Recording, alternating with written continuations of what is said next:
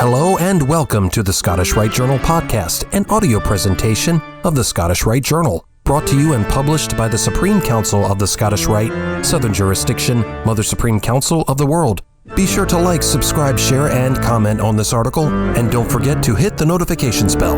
This week's article is Phantom of the Temple, Reflections on the Centennial Screening of The Phantom of the Opera by Brother Charles Edward Andrew Lincoln IV, 32nd degree, Brother Andre Antonescu, 32nd degree, read by Matt Bowers, 32nd degree, and comes from the January-February 2026 issue of the Scottish Rite Journal.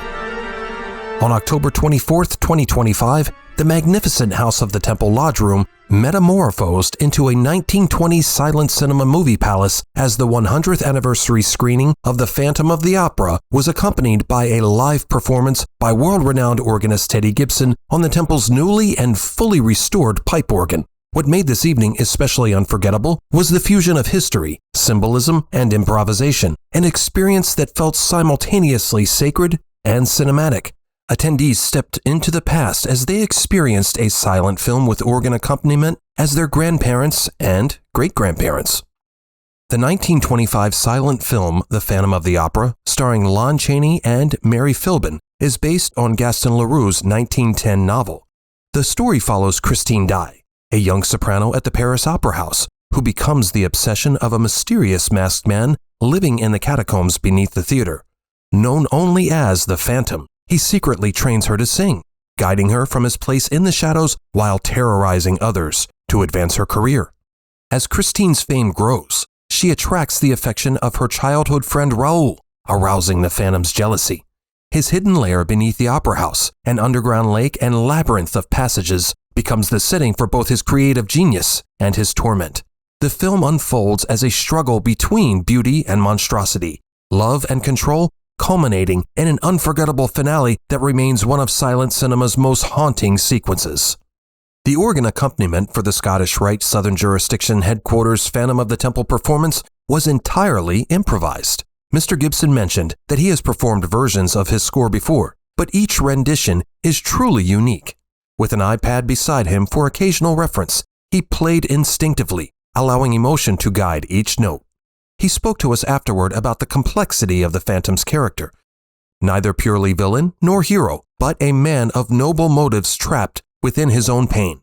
Mr. Gibson's musical improvisation mirrored this duality in a tragic yet redemptive manner befitting the character. Our organist for the evening also noted his use of leitmotifs for different characters, much in the tradition of German Romantic composer Richard Wagner employed for his operas or music dramas. This approach lent the screening a distinctly operatic gravitas, with haunting results in that lodge room decorated in a spooky manner for Halloween.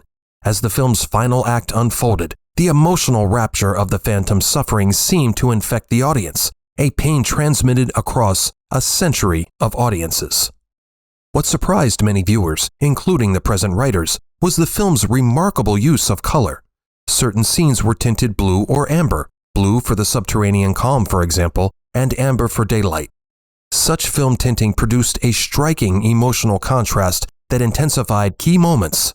The bal mask scene, in which the Phantom appears at the masquerade ball dressed in a horrifyingly red costume, is a famous example of an early two-color motion film process. The film's use of color, it should be noted, is not a product of modern technology. These sequences represent an era when filmmakers worked around the absence of technology by inventing their own solutions. It is astonishing to think that audiences of the 1920s experienced color more than a decade before the broader adoption of color film in Gone with the Wind and The Wizard of Oz, both from 1939. There had been experiments with color moving pictures in the early 1900s, but these were not used commercially, which makes the achievement of The Phantom of the Opera feel like an almost supernatural act of creative defiance, a refusal to wait for innovation before creating multicolored beauty. The evening's film-watching experience also invited deeper reflection. Experiencing the Phantom's descent into his subterranean world felt like journeying through the labyrinth of the human psyche.